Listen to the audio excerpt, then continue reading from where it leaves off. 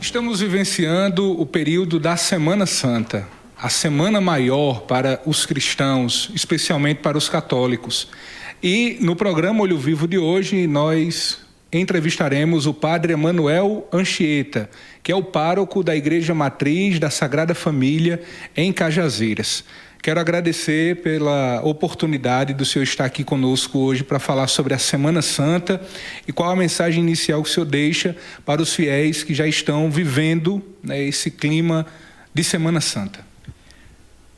Iniciamos agradecendo também a oportunidade de dirigir uma palavra a todos aqueles e aquelas que nos assistem nesse momento e durante este período especial da Semana Santa 2025. O convite é, claro, a nos unirmos a Cristo Jesus, que nos amou de tal modo que entregou sua vida até a morte e morte de cruz. E abraçando a morte de cruz, venceu a morte, ressuscitou e abriu-nos a vida, doou-nos a vida. Padre Anchieta, nós estamos vivendo esse período da Semana Santa que é precedido de 40 dias em preparação para a Páscoa, para esse momento que nós estamos vivendo e celebrando na igreja. Gostaria que o senhor pudesse explicar para a gente por que 40 dias em preparação para uma semana tão especial como essa. Domingo de Ramos, nós escutávamos justamente no comentário inicial, antes da bênção dos ramos, nos dizer que fomos preparados por 5 semanas, os 5 domingos nos prepararam.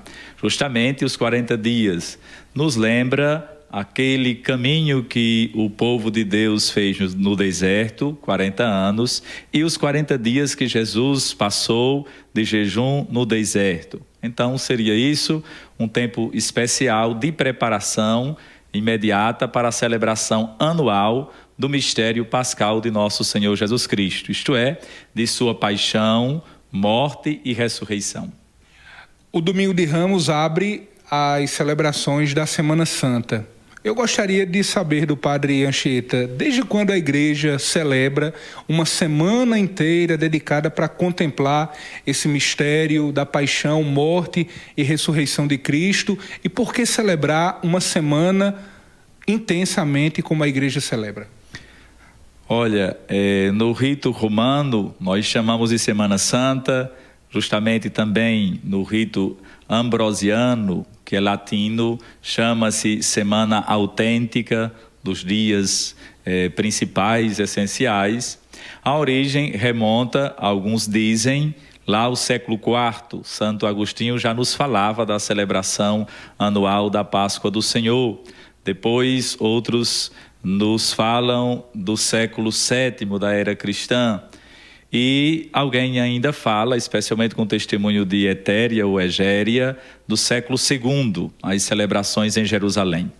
De modo que foi se organizando a partir da vigília pascal, que é chamada a mãe de todas as vigílias, essa grande semana na qual nós fazemos memória da doação, da entrega do Filho de Deus, do Verbo encarnado, de nosso Salvador e Redentor, Jesus Cristo, pela humanidade inteira. Nesta Semana Santa, que começa no Domingo de Ramos, quais são os passos que a igreja medita do Domingo de Ramos até o Domingo de Páscoa? No Domingo de Ramos é a entrada triunfal, chamada de messiânica, de Jesus em Jerusalém, na Cidade Santa. E ali ele é aclamado com hosanas. Inclusive, este ano eu tive a grata satisfação de ser o celebrante principal, servir a liturgia como celebrante principal. E lá na Igreja Matriz de Fátima, antiga catedral de nossa Diocese de Cajazeiras, nós falávamos que, segundo Dom Cláudio, um teólogo biblista, hosana significa salvai-nos e remete a um salmo. E o salmo nos convida a olhar para ele, Jesus, o Messias, e pedir a ele, suplicar a ele, salvai-nos, Senhor, dai-nos a vossa vitória. Ficou isso no meu coração quando preparava a homilia para a Semana Santa deste ano 2025. Então seria isso. Depois a gente escuta a paixão segundo um dos evangelhos sinóticos. Este ano nós escutávamos a Paixão segundo Lucas. Ano que vem escutaremos do evangelho de Mateus, se não me falha a memória. Depois Marcos e Lucas novamente. Então, assim, celebramos a abertura desta grande semana, a Semana Santa, como nós chamamos. Segunda, terça e quarta, nós escutamos os 3 cânticos do servo sofredor.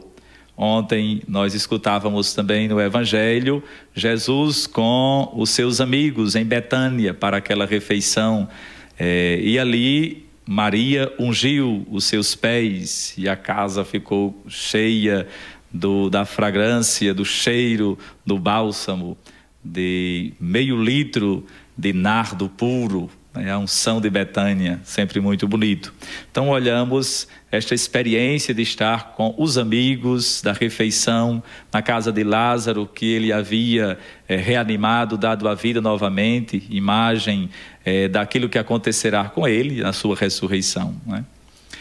Hoje e amanhã escutaremos o segundo e o terceiro cântico do servo sofredor e já antecipa-se, segundo o Evangelho de João, aquilo que acontece na última ceia, que é a entrega de Jesus, a traição de Judas. Amanhã, especificamente, escutaremos a traição de Judas. De modo que nós contemplamos sempre a entrega de Jesus para a salvação dos homens, a salvação da humanidade, e a infidelidade do ser humano, que nem sempre consegue estar de olhos abertos para contemplar o amor e para acolher o amor, para acolher a Deus, para acolher a Jesus. Então seria isso. Na quinta-feira, pela manhã, tem normalmente a missa do Crisma, onde o clero, os padres, os presbíteros renovam os seus compromissos, as suas promessas sacerdotais. São abençoados os óleos, o óleo para o batismo, os catecúmenos, o óleo para os enfermos, a unção dos enfermos, e consagrado o óleo para o Santo Crisma. Pela manhã, normalmente o bispo diocesano reúne o presbitério e celebra esta missa na igreja catedral. Aqui em nossa diocese, Dom José Gonzalez Alonso, bispo emérito, virá para presidir, servir como celebrante principal desta Santa Eucaristia. À tarde e noite, nós celebramos a missa na ceia do Senhor, com o rito do lava-pés. E ali nós contemplamos a instituição da Eucaristia, do sacerdócio e o mandamento da caridade, o mandamento do amor. Olhamos para o lava-pés, aquele rito que nos recorda o servo que lava os pés do seu Senhor, e ali no rito do lava-pés, segundo o Evangelho de João, é o Senhor que lava os pés dos seus servos, os seus discípulos. Isso é muito bonito, ele que chama os discípulos de amigos e não de servos, pois conhece aquilo que deseja o seu Senhor. Então, depois desta celebração bonita, acolhemos nas igrejas paroquiais os óleos que foram abençoados e consagrados na missa do Crisma para a conservação na igreja paroquial e a realização, a administração dos sacramentos do batismo, da Crisma e também da unção dos enfermos nas comunidades paroquiais. Assim sendo, tem a transladação do Santíssimo, o sacrário, o tabernáculo, a capela do Santíssimo fica vazia e se prepara um outro espaço para a transladação da reserva eucarística. E ali se fica normalmente em vigília até meia-noite. A igreja orienta por meio da congregação para o culto divino, hoje de Castério para o culto divino, com a Pascalis Solemnitatis, sobre a preparação e celebração das festas pascais, que deve-se evitar qualquer expressão como o túmulo do Senhor, coisas assim desse tipo. Mas é uma vigília eucarística, uma vigília de oração com Jesus. Então é isso. Conclui-se o primeiro dia do Tríduo, pois na quinta-feira se inicia o Tríduo Pascal, com a celebração da missa na ceia do Senhor, in Cena Domini, e chegamos na sexta-feira. Pela manhã, aqui e em muitas igrejas, se faz a Via Sacra. Aqui na cidade de Cajazeiras, especificamente, nós fazemos o caminho sagrado, a Via Sacra. como muitos já conhecem. A Igreja Catedral, a Paróquia Nossa Senhora da Piedade, com a Igreja da Sagrada Família, a Paróquia Sagrada Família, saímos lá do Cristo Redentor, do Cristo Rei, a Paróquia São João Bosco, lá da Pedra do Galo, como é conhecida, São José Operário, da São José Operário. Esse ano será especial, porque a paróquia virá, a comunidade paroquial virá até a Igreja Catedral, se unirá a nós. São João Bosco também se unirá à Paróquia Sagrada Família e à Paróquia da Piedade, e concluiremos na Igreja Catedral a Via Sacra. Às 15 horas fazemos a celebração da Paixão do Senhor, escutando a palavra, meditando a paixão segundo o quarto evangelho, o evangelho de São João. E ali nós contemplamos toda a doação de Jesus pela salvação da humanidade. Também é realizado a segunda parte da celebração, a veneração da Santa Cruz, do lenho da cruz, né? O beijo da cruz é um momento especial de olhar para a árvore que nos dá o fruto mais belo, que é o fruto da nossa redenção e salvação. Em seguida tem a recepção da Eucaristia, que foi consagrada na missa, na ceia do Senhor, que foi transladada a Eucaristia para aquele local especial que foi preparado. Depois, concluída esta celebração, em muitas igrejas, também aqui na cidade de Cajazeiras, devocionalmente faz a procissão com a imagem do Senhor morto. E de forma interparoquial, aqui na cidade de Cajazeiras, nós saímos da Igreja Catedral para a antiga Igreja Catedral, a atual Paróquia de Fátima. E ali tem sempre um sermão, como a gente costuma dizer, uma reflexão. O bispo, quando está presente, dirige esta palavra de reflexão, às vezes sobre as 7 últimas palavras de Jesus ou expressões de Jesus na cruz, ou sobre algum aspecto da paixão redentora do Senhor. Ano passado, Dom José Gonzalez fez, este ano ele estará conosco, esperamos que ele nos dirija essa palavra, sempre muito aguardada por nós que aqui estamos na cidade episcopal de Cajazeiras.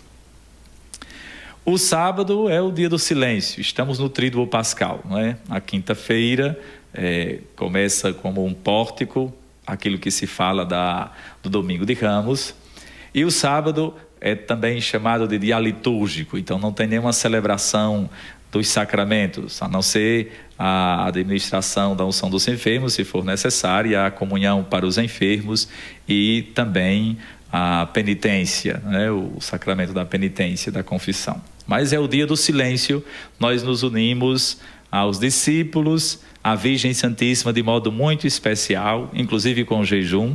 O obrigatório é aquele da Sexta-feira Santa, mas também no sábado se aconselha o jejum, pois o Senhor, como dizemos, desceu às profundezas dos infernos para abrir as portas e redimir a humanidade inteira, né? É muito bonita, essas expressões são muito bonitas e profundas também, de sentido teológico e espiritual.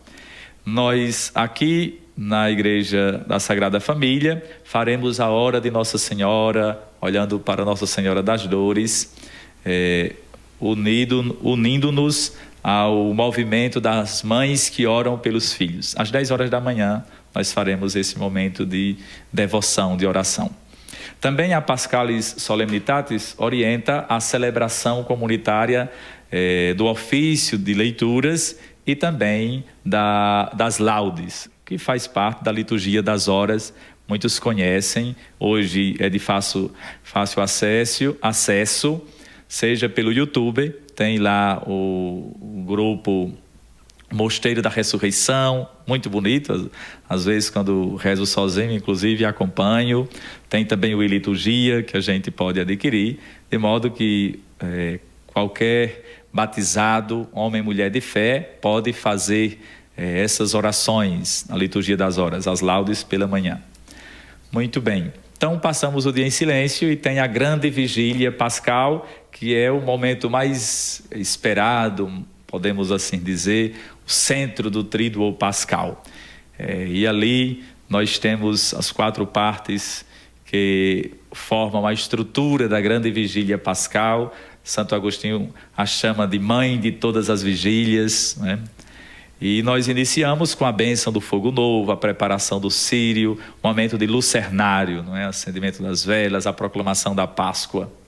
É muito bonito esse momento ali, a luz que vai superando as trevas. Então, normalmente as igrejas estão com as luzes apagadas e vai sendo iluminada com o lumen, a luz do fogo novo, do círio pascal e das velas que cada um porta consigo e vai fazendo aquele lucernário bonito. É um momento especial realmente.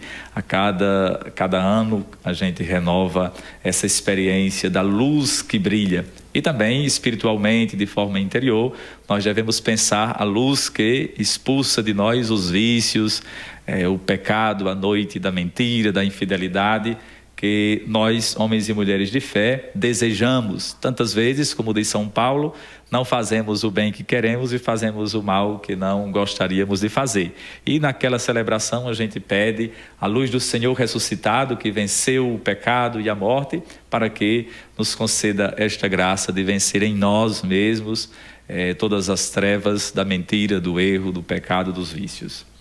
Depois escutamos a palavra, é sempre um momento especial, aquilo que Deus fez ao longo da história, segundo as leituras, 7 leituras, 7 salmos, 7 orações bonitas, né?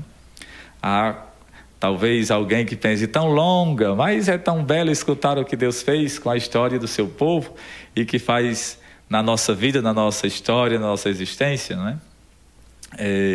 Depois se proclama o Glória, que foi cessado durante a Quaresma, claro, com exceção das solenidades, como São José, dia 19 de março, também dia 25 de março, a solenidade da Anunciação do Senhor, com essas exceções, é claro, cessou o Glória. E nesta noite se canta, também é cantado o Glória na Quinta-feira Santa, né, na missa da Ceia do Senhor. Então se canta com muita alegria o Glória, com o toque dos sinos que cessaram também, ali depois da Quinta-feira Santa.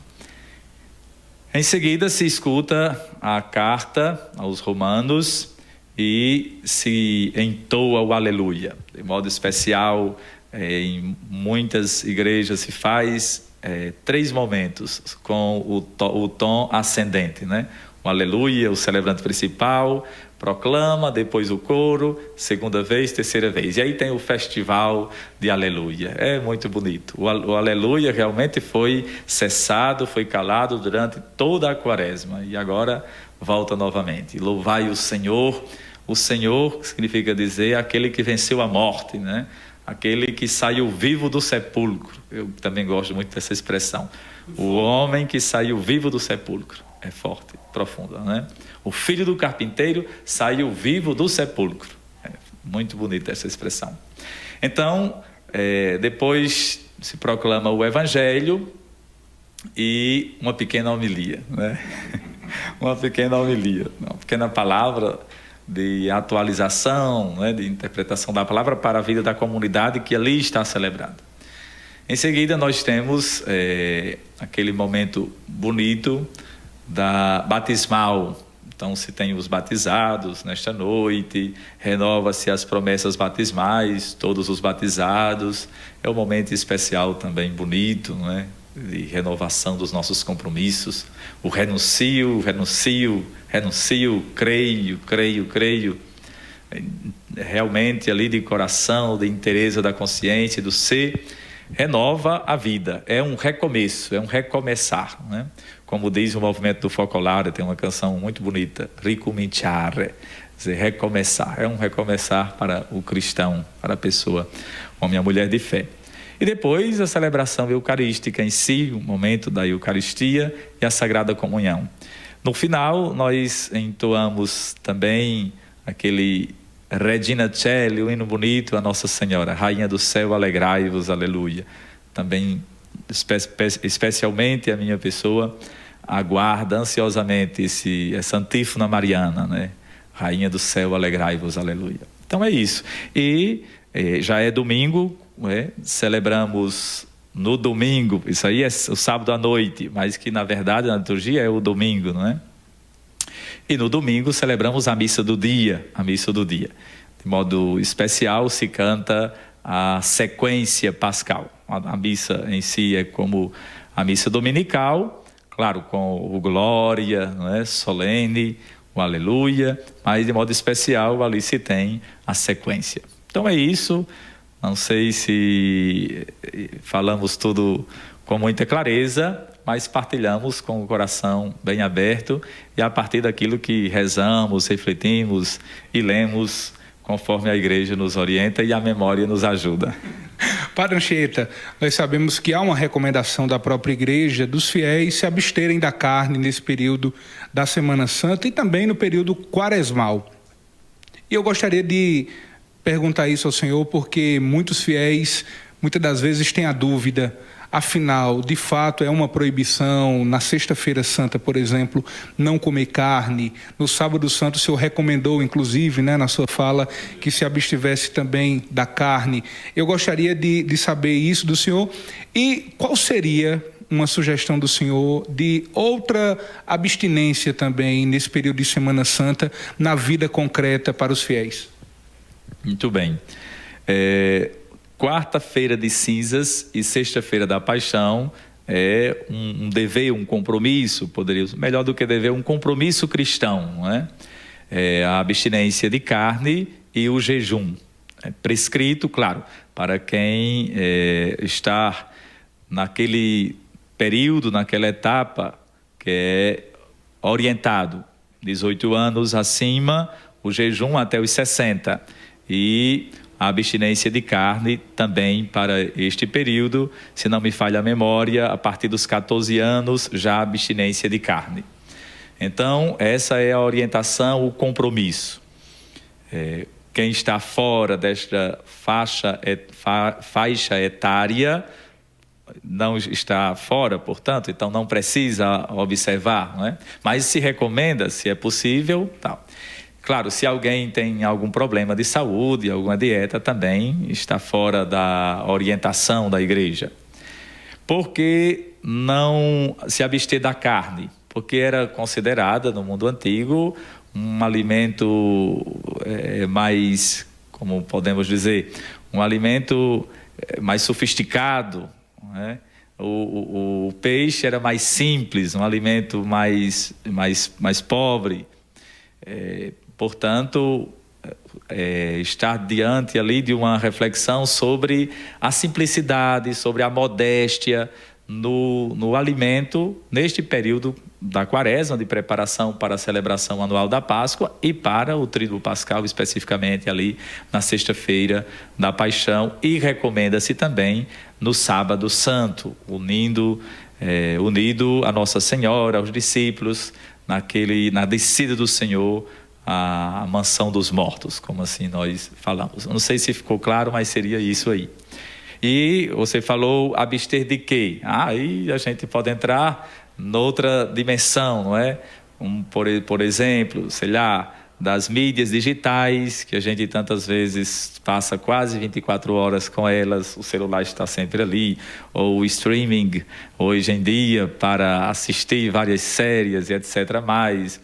E outras coisas que a gente vai se acostumando e tornando hábito, e que se a gente faz uma avaliação, a gente percebe que está se tornando ali um vício ou uma acomodação, ou até estamos nos tornando condicionados àquele hábito, e neste período nós podemos dizer assim, não, eu não estou condicionado, eu sou livre diante destas realidades para escolher. E aí se abstém. Né? Foi para a liberdade que Cristo nos libertou.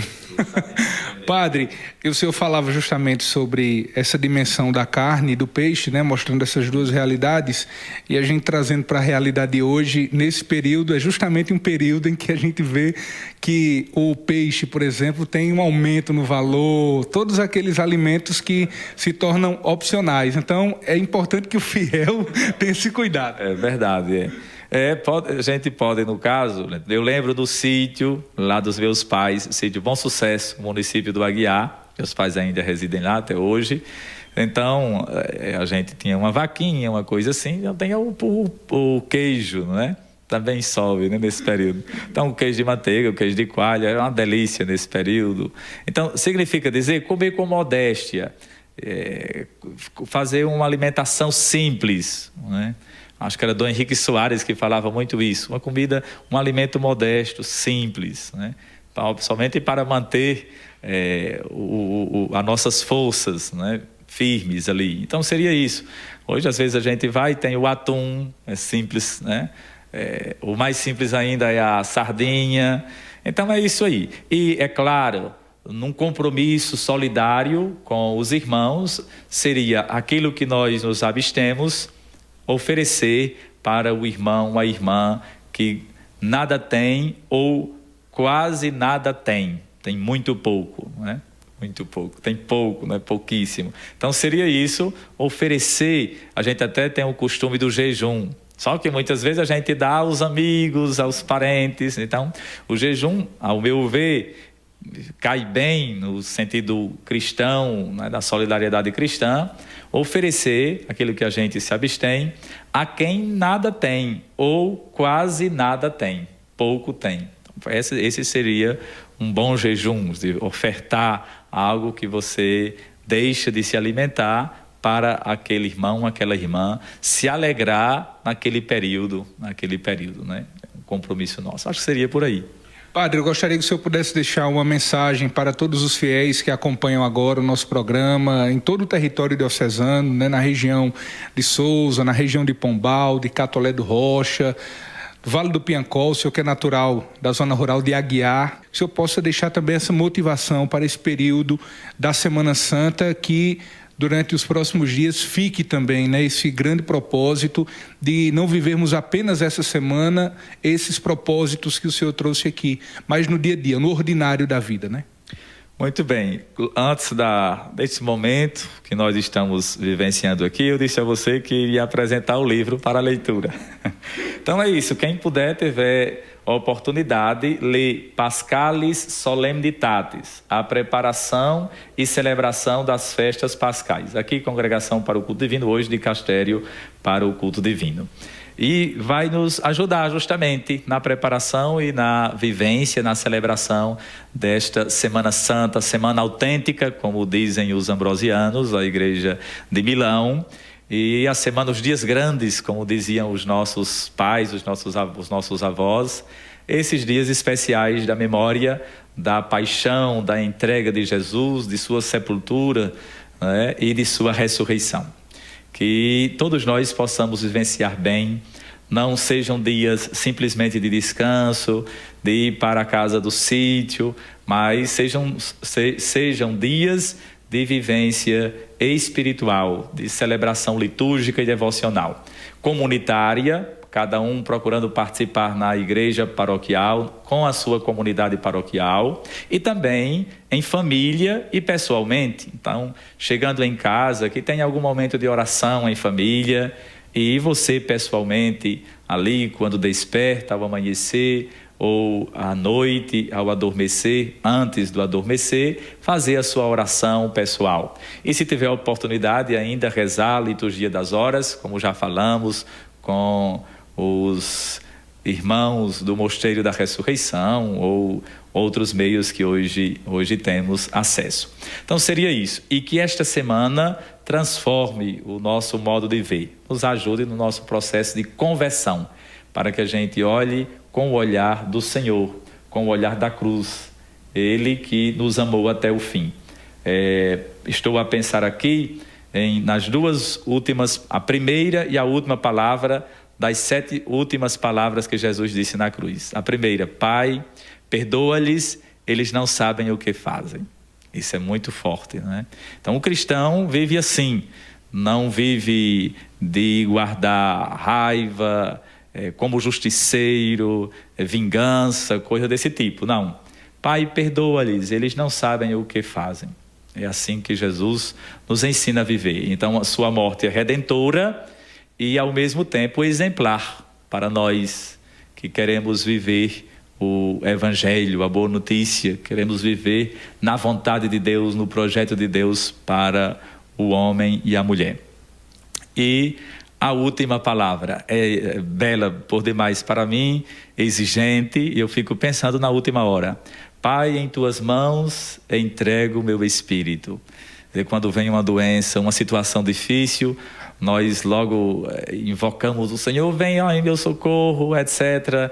E às vezes até ficamos um pouco desesperados, com dúvidas em nossa fé. E aí olhamos para Jesus. Na hora extrema, Pai, em tuas mãos entrego o meu espírito. Isto é, um abandono filial e confiante nas mãos daquele que tem a vida em suas mãos, daquele que tem a vida, que é a vida, é o nosso bom Deus. Sendo assim, perdoa-lhes, eles não sabem o que faz. O perdão sempre, perdoar sempre e recomeçar, dar a oportunidade de recomeçar.